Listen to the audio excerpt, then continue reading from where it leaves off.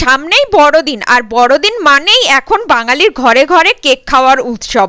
আর ঘরে থাকা মাত্র কয়েকটা উপকরণ দিয়ে এরকম একটা ফ্রুট এনরিচ কেক সত্যি মাউথ ওয়াটারিং, তাই না বন্ধুরা? এটা দেখতে যেমন ইয়ামি, তেমন খেতেও কিন্তু ভীষণ হেলদি। আর বানানোর প্রসেসটা জানার জন্য আমার পুরো ভিডিওটা কিন্তু দেখতে হবে।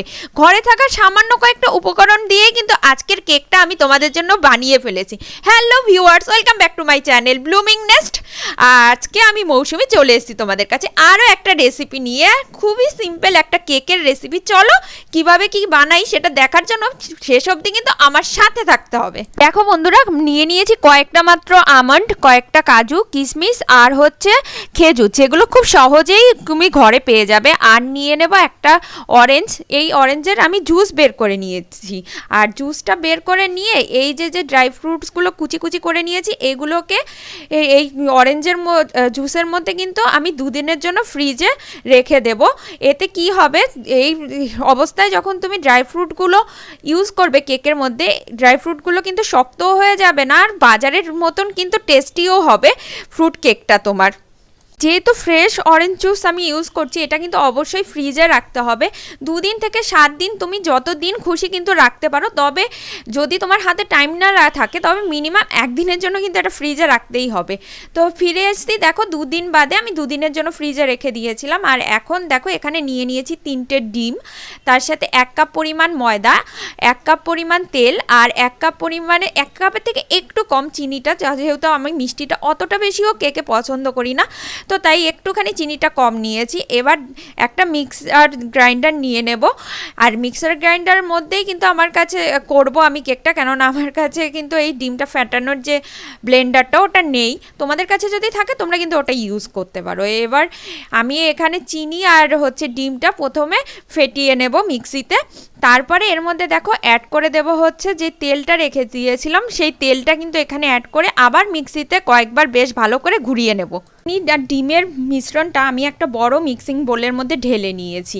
এবার যে 1 কাপ ময়দাটা নিয়েছিলাম, সেই ময়দাটা ছাঁকনির সাহায্যে ছেঁকে অল্প অল্প করে এই মিশ্রণের মধ্যে মেশাবো। আর এটাকে কিন্তু মিক্সড করতে থাকবো। পুরো ময়দাটা কিন্তু একবারে মেশানো যাবে না, তখন কিন্তু একটা দলা পাকিয়ে যাওয়ার ব্যাপার থাকে। আর এর মধ্যে দিয়ে দেবো হচ্ছে 1 চিমটি পরিমাণ নুন, 1 চামচ পরিমাণ বেকিং পাউডার, আর 1 চামচের হাফেরও হাফ পরিমাণ হচ্ছে বেকিং সোডা, সব দিয়ে আর আমি খুব ভালো করে একটা মিশ্রণ কেকের ব্যাটারটা তৈরি করব। আর অবশ্যই মাথায় রাখতে হবে কেকের ব্যাটার তৈরি করার সময় যে একই ক্লকওয়াইজ বা অ্যান্টি ক্লকওয়াইজ যে কোনো একদিকে কিন্তু ব্যাটারটা ঘোরাতে হবে, না হলে কিন্তু কেকের ব্যাটারটা ভালো হয় না। এই ছোট ছোট টিপসগুলো মাথায় রাখলে কিন্তু তোমাদের কেকটাও বাজারের মতন দেখতে খুবই সুন্দর হবে। এবার এর মধ্যে মিশিয়ে দিচ্ছি হচ্ছে ভ্যানিলা এসেন্স। ভ্যানিলা এসেন্স তোমরা যেরকম খেতে পছন্দ করো সেই রকমই মেশাবে। আমি 1 চামচ মতন মিশিয়ে দিলাম। আর এবার হচ্ছে বেশ ভালো করে কেকের একটা ঘন ব্যাটার যেরকম আমি দেখাচ্ছি সেই রকমই কিন্তু তৈরি করতে হবে। আর এরপরে হচ্ছে যে ড্রাই ফ্রুটসগুলো আমি অরেঞ্জ জুসে ভিজিয়ে রেখেছিলাম, সেইগুলো একটুখানি ময়দা দিয়ে কোটিং করে নিয়ে এর সাথে কিন্তু মিশিয়ে দেব। এবার কিন্তু আর কোনো মিক্সার ইউজ করছি না। দেখো আমি একটা চামচ দিয়ে আস্তে আস্তে এই পুরো ব্যাটারের সাথে ড্রাই ফ্রুটসগুলো মিশিয়ে নিয়েছি। চলো এবার তৈরি করে নেওয়া যাক হচ্ছে আমার কেক মোল্ডটা। দেখো আমি এই কেক মোল্ডটা নিয়েছি, আর এর মধ্যে বাটার একটুখানি লাগিয়ে নিয়েছি। আর তারপরে একটু ময়দা দেব, দিয়ে ভালো করে গ্রিস করে নেব। আর এক্সট্রা যে ময়দাটা থাকবে সেটা কিন্তু ঝেড়ে ফেলে দিয়ে আমার ব্যাটারও রেডি, আর হচ্ছে কেক মোল্ডটাও রেডি। এবার এখানে ঢেলে ব্যাস বসিয়ে দেব হচ্ছে বেকিংয়ের জন্য।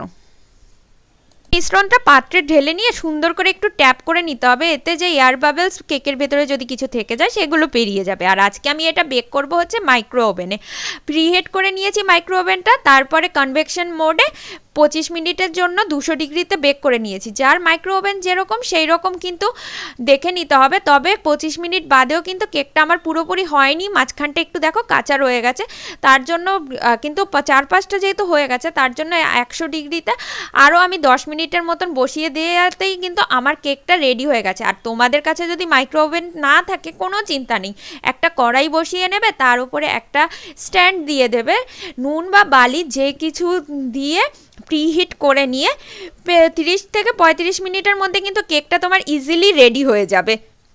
আমার মাইক্রোওয়েভ ওভেনে কিন্তু কনভেকশন মোডে 35 মিনিট মতন টাইম লেগেছে। 200 ডিগ্রিতে আমি 25 মিনিট দিয়েছিলাম, বাকি 100 ডিগ্রিতে 10 মিনিট। তাতে কিন্তু কেকটা একদম খুব সুন্দর করে বেক হয়ে গেছে, দেখতে পাচ্ছ তোমরা। কেকটা দেখতে যেমন সুন্দর হয়েছে, খেতেও ভীষণ ভীষণ টেস্টি হয়েছে, বুঝতেই পারছো। কারো বাড়িতে যদি মাইক্রোওভেন না থাকে কোনো চিন্তা নেই, কড়াইতে কিন্তু করেই নিতে পারো এরকম সুন্দর কেক বাইরে থেকে না কিনে এনে। আর কতটা সফট হয়েছে সেটাও চলো তোমাদের সাথে কেটে দেখিয়ে দিচ্ছি একবার। এইরকমভাবে একবার হলেও ক্রিসমাসে কিন্তু কেক বানিয়ে দেখো তোমরা বাড়িতে, কথা দিচ্ছি কেকের টেস্ট কিন্তু দারুণ দারুণ হবে। আর আজকের ভিডিওটা তোমাদের কেমন লাগলো সেটা কিন্তু কমেন্ট করে জানাতে ভুলবে না বন্ধুরা। যদি ভালো লাগে তবে অবশ্যই একটা লাইক করো, আর আরও যদি ভালো লাগে কমেন্ট করে আমাকে উৎসাহ দিও এরকম নতুন নতুন ভিডিও নিয়ে আসার। সবার ক্রিসমাস খুব ভালো কাটুক, সবাই খুব আনন্দে থাকো। আজকের ভিডিওটা এখানেই শেষ করছি। আমার চ্যানেলে যদি নতুন হয়ে থাকো তবে প্লিজ সাবস্ক্রাইব বাটনটা ক্লিক করে অল বাটন ক্লিক করে দাও, যাতে ভিডিও দেওয়ার সাথে সাথে নোটিফিকেশান তুমি পেয়ে যাও। আর যদি ফেসবুক পেজ থেকে থাকো তাহলে কিন্তু পেজটাকে লাইক করে কি ফলো করতে ভুলে যেও না বন্ধুরা। তো টাটা, দেখা হচ্ছে নতুন ভিডিওতে।